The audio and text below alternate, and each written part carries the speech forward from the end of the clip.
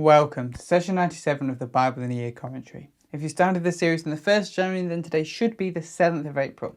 Today we'll be looking at 1 Kings 11 to 13 and Psalm 97. But so far in 1st and 2nd Kings we've read through Solomon's reign. David was old and dying. His son Adonijah seized on this weakness and set himself up as king. In response, David declared Solomon as king, thwarting Adonijah's attempt at the throne. David encouraged Solomon to be faithful and loyal to God, but then told him to kill all of his enemies. Solomon then killed his brother Adonijah, as well as Joab and others. He married an Egyptian woman, despite the fact that Deuteronomy 7 warns that intermarrying with other nations would lead them to worshipping foreign gods. It was looking bad for Solomon's reign, but then Solomon asked God for wisdom to rule well, and God blessed him with wisdom and wealth. We read the first example of Solomon using this wisdom as he judged rightly between two women claiming the same baby as their own. Solomon established order and structure to his kingdom. He appointed different leaders across Israel. We also read of how he became famous for his wisdom and how Israel began to flourish. Then Solomon started to build the temple for God, forming a trade deal with the king of Tyre. The temple was built along with Solomon's own house. Then yesterday we read as he brought the Ark of the Covenant into the temple and consecrated it to God.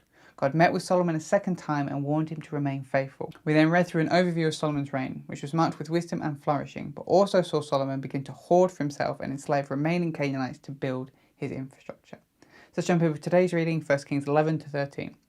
We've referenced Deuteronomy 17 a few times. It tells how kings were not meant to hoard up for themselves many horses, lots of gold, and many wives. So far we've seen Solomon acquire a lot of horses and a lot of golds. We now see him claiming for himself a lot of wives, 700 to be exact, with 300 concubines. And to make it worse, Solomon takes up a lot of foreign wives, who then bring their foreign gods with them. Before long, Solomon is worshipping these gods of his different wives. He even set up places of worship for these other gods within Jerusalem. This obviously angers God, who has blessed Solomon abundantly. The only thing stopping God from taking the kingdom away from Solomon right there was his promise to David. So instead, he tells Solomon that he will take it away from his son. He will divide the kingdom into two, northern Israel and southern Judah. He will let Solomon's son lead the smaller kingdom of Judah and find someone else to lead the northern kingdom. So God begins to raise up people to cause Solomon problems. The first two, Hadad and Rezon, were both men who had been somehow affected by the actions of Solomon's father David. So God raises these men up to get revenge against Solomon for the actions of his father. And the third person God raises up is Jeroboam. God sends the prophet Ahijah to Jeroboam to tell him that once Solomon dies, God is going to divide the kingdom into two and give the larger piece to Jeroboam.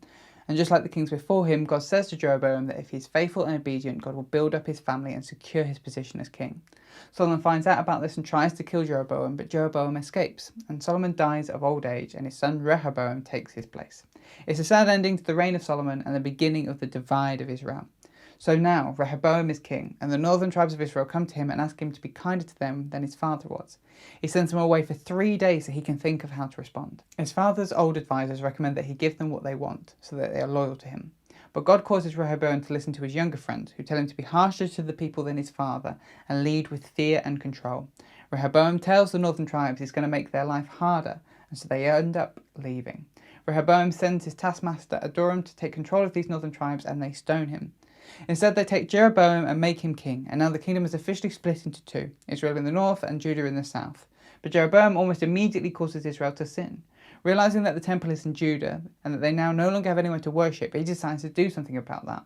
But he doesn't ask God what to do. Instead, he makes his own altars and idols to worship and tells the people to worship those. We then get perhaps one of the weirdest stories in the Bible. A young prophet comes to Jeroboam and points out that he has sinned and that God will punish him for it. Jeroboam reaches out to tell his men to seize him, but before he could, God strikes his hand with some withering disease. Realizing the authority of the young prophet, Jeroboam asks the young prophet to heal him, which he does. He then asks the young prophet to stay and eat a meal, but the young prophet tells Jeroboam that God has specifically told him not to stop anywhere to eat, but to go straight home. On the way home, an older prophet sees him and invites him to come stay with him. The younger prophet points out that God has told him not to stay anywhere, but to go straight home. The older prophet then lies, saying that God has told him specifically to invite the younger prophet in, so the younger prophet agrees.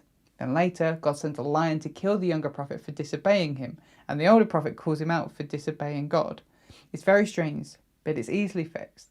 See, the younger prophet is actually called a man of God. This is to make him different from the older prophet, who was likely a false prophet as he was living in Israel where they were now worshipping other gods. So this story is about a young man who has heard clearly from God, but allows himself to be persuaded by others who are not from God to disobey what God has told him. That might take reading through a few times to get. The point is this: Israel is going to be guided by prophets going forward, and these prophets have to remain faithful to God. That's 1 Kings 11 to 13. Now let's look at Psalm 97. This psalm is not attributed to anyone and falls into the category of praise psalm. It's part of a small collection of psalms, Psalms 93 to 99, that focus on God as King.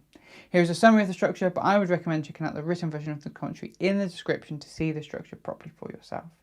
We start with verses 1 to 5. The Lord reigns in power.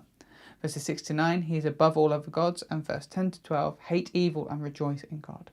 The psalmist starts with the declaration that the Lord reigns. He reigns supreme in the clouds and storms. Righteousness and justice are the foundation of his reign. He controls fire and lightning, and even great mountains must melt before him. The heavens themselves proclaim his righteousness and glory, so much so that anyone who worships anything else should be put to shame. The Lord is so much greater than all the other gods. Those other gods should be worshipping him. This is why the people of Jerusalem and Judah rejoice, because they know their God is greater than all other gods. And so the psalmist encourages those who love the Lord to hate evil. He is a God that preserves those who keep themselves holy and saves them from the wicked. He provides light to guide these righteous ones and joy to lift their heart. So rejoice in the Lord, stay righteous, and give thanks to God for his goodness. The psalm focuses on God's might and ability to defeat the other gods. No other holds the right to reign like he does, and so in response we should pursue righteousness, for he is a God of righteousness. Thanks for joining us today. Take a moment to reflect on what you've read and share your thoughts or questions below. If you're watching in the future, then you can click here for the next session, or you can find the full playlist just down here. To receive these daily commentaries in your email inbox, subscribe via the link in the description below. Have a great day, and I'll see you tomorrow.